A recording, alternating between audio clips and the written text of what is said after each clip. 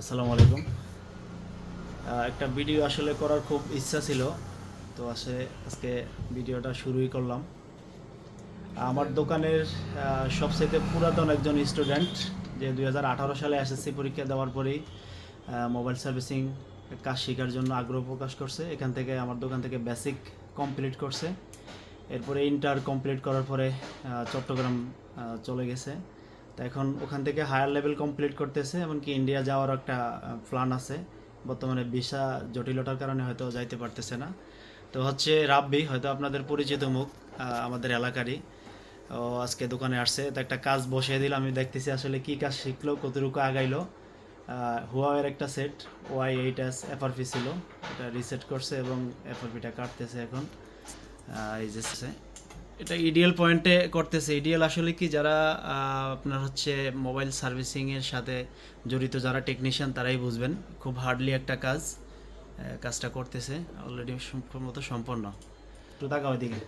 আসসালামু আলাইকুম, আমি মোহাম্মদ রাব্বি। ভাইয়ের কাছে বেসিকলি প্রায় 2018 না হলে মেবি 2019 সালে বেসিক কাজ কমপ্লিট করছি আলহামদুলিল্লাহ। এখন আসো তো চট্টগ্রামে, না? জি, চট্টগ্রামে।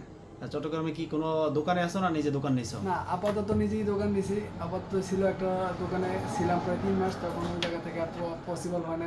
মানে জব করার পরে নিজের থেকে আলহামদুলিল্লাহ কিছু না কিছু ট্রাই করতেছিলাম। আচ্ছা, আলহামদুলিল্লাহ এখন নিছি।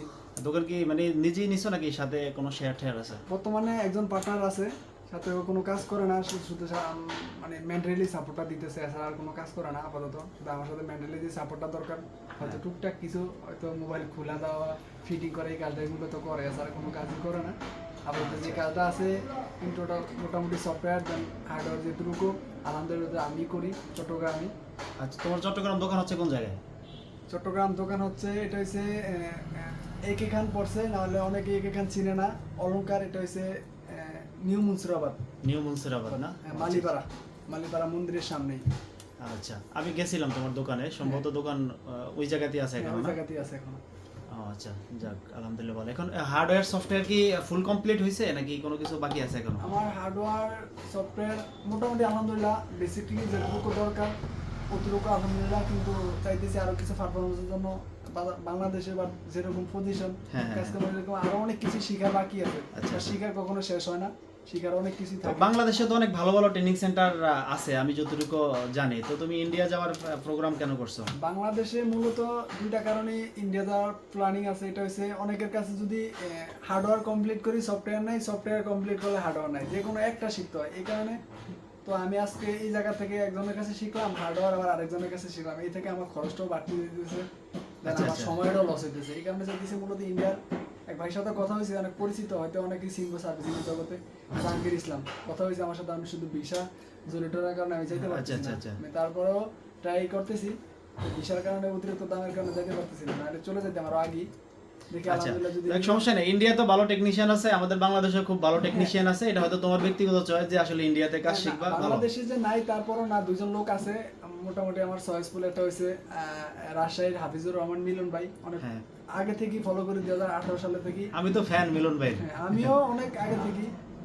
তারপরে আরেকটা লোক আছে, এটা হচ্ছে ঢাকা উত্তরাতে একটা লোক আছে, মোহাম্মদ হাকিম, আচ্ছা, ভালো আচ্ছা। কাজ করে, এইচএস টেকনোলজি, খুব ভালো আচ্ছা। কাজ করে। তার সাথেও কথা হয় মাঝে মাঝে।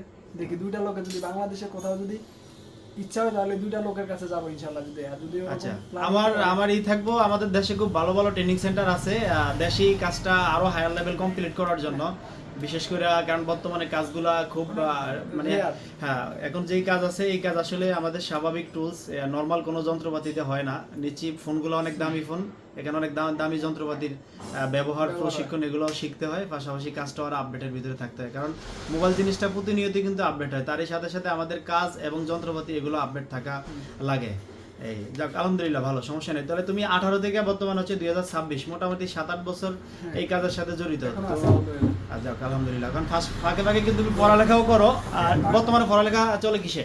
বর্তমানে আমি এক ইয়ার লস দিছি, অনেকে মনে করতে খারাপ করছি, না খারাপ করি নাই। আমার 2022-এ আমার ইন্টার কমপ্লিট হয়েছে।